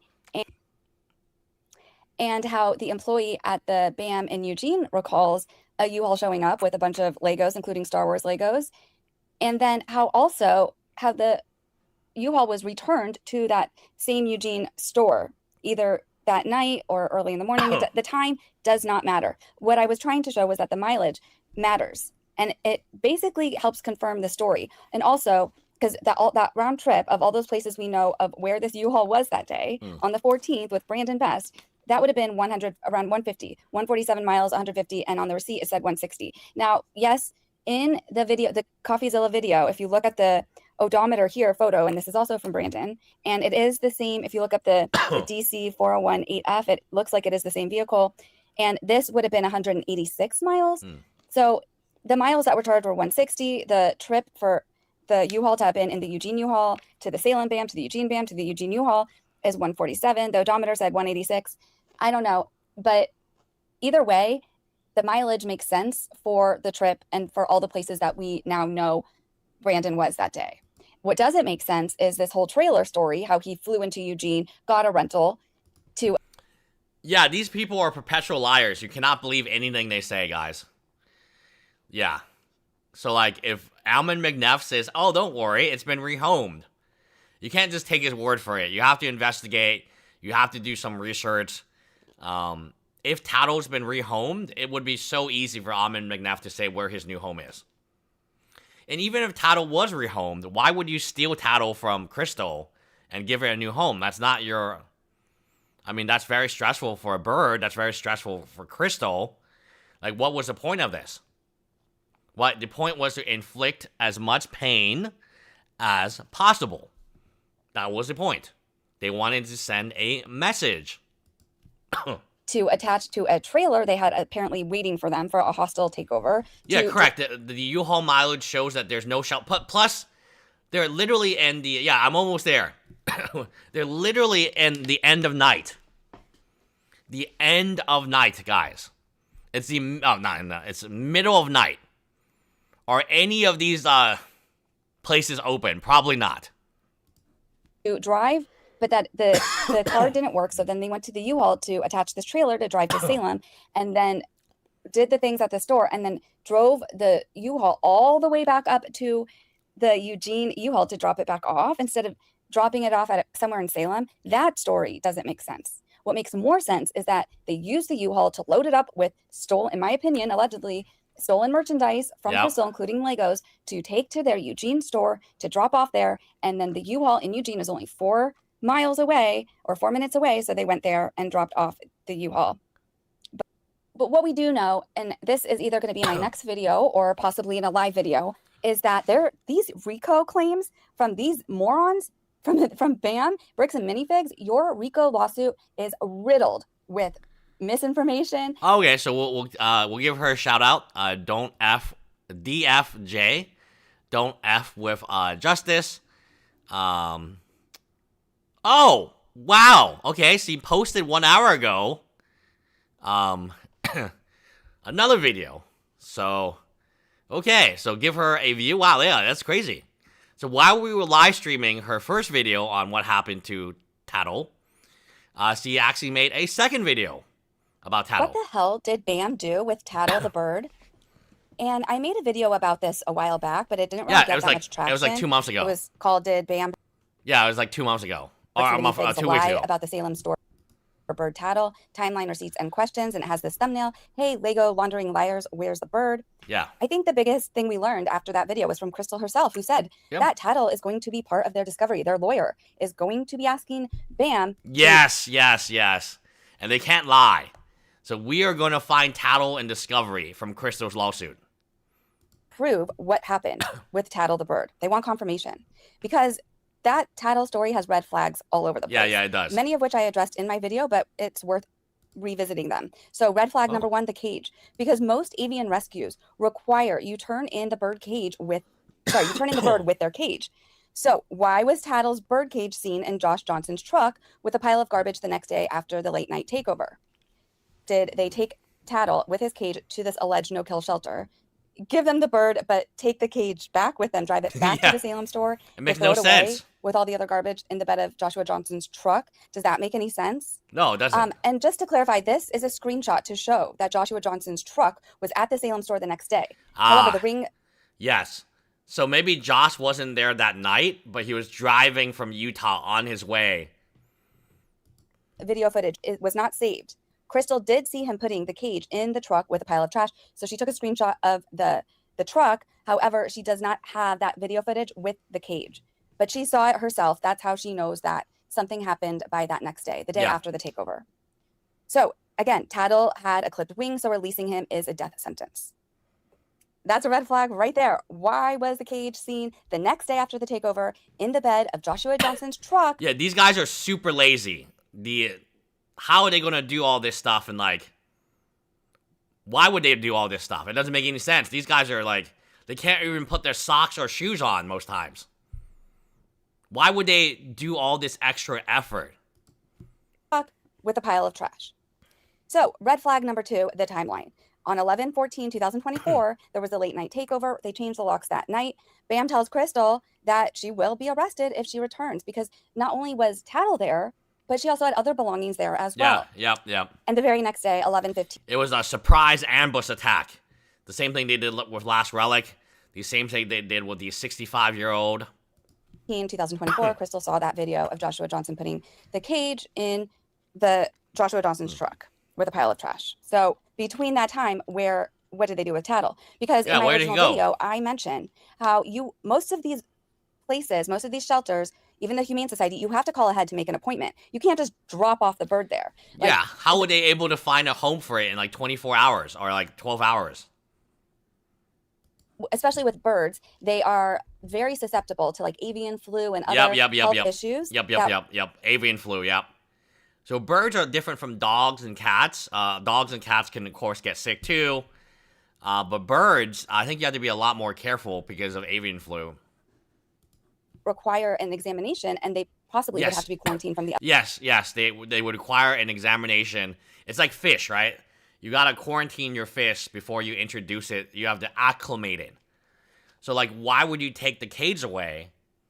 The cage is the best thing for the bird because it's already acclimated to the cage. So now you're going to put the bird with other birds? But you don't know if it's sick or not. Like, you have just complicated this thing, like... So even if you took the bird cage and the bird, why would you then take the bird cage by itself? It makes no sense. Like, would a animal rescue tell you, hey, just take the cage, we don't need it? No. Because the bird is already acclimated to the cage. And it's a nice cage, it's not a bad cage. Why would you then throw it in the trash? Like from the other animals. So there has to be an appointment, and most of them require a donation. So when did Bam have time to do any of this? No, they never had time. Between the night of the 14th and sometime on the 15th when we see the cage with the pile of trash in Joshua Johnson's truck. Was taken to a no-kill shelter, and hopefully it's been now rehomed. So the bird is hopefully in very good hands right now. And that's the... Even if you I understand what you guys are saying. Even if you drop the bird off to let's say the Animal Humane Society is not open yet. Some people will drop their dog off and then they'll wrap the leash around like a bicycle. Something I've seen that happen before, where the animal will be leashed or it will drop off in a cage, or like a cat carrier or a dog cage. I've never seen a parakeet who cannot fly being dropped off by itself with no cage. So even if you could drop off the pet, why would there not be a cage? Why would you then own the cage, right? It makes no sense, right? That's the third red flag. This statement Ammon made that the bird was taken to a shelter. And I want to give a shout out to Lus because I was listening to him yesterday, and he's also involved. Yeah, shout out to DFJ. Oh, that's awesome. So we got our shout out. We're waiting for BBQ. BBQ is going live, and hopefully now. I can't hold on much longer, BBQ. You gotta press that live button. You gotta press that live button, BBQ. Okay, so is he live? No, he's not live. Okay, we'll continue on until he's live, and then we'll send the raid. He does a lot of animal rescue, as do I, and that's always a red flag statement. Especially in this case when the bird already had an owner. They could have just taken it to Crystal. They could have just called Crystal and said, yes. Hey, come get your bird. The easiest thing is just take it to Crystal, right? Just take it to Crystal. She has the bird. She loves the bird. Yeah, we're just waiting for BBQ. But, yeah, shout out to Don't F with Justice on this new, they trashed the cage. It makes no sense. Like, for so many different reasons, it doesn't make sense they trash the cage, right? No, BBQ's live right now. It's 2 p.m. Oh, here he is. Okay. Can we send Alex? We a thumbs up. Can we send the raid to BBQ right now? I'm barely going to make it. But yeah, shout out to DFJ.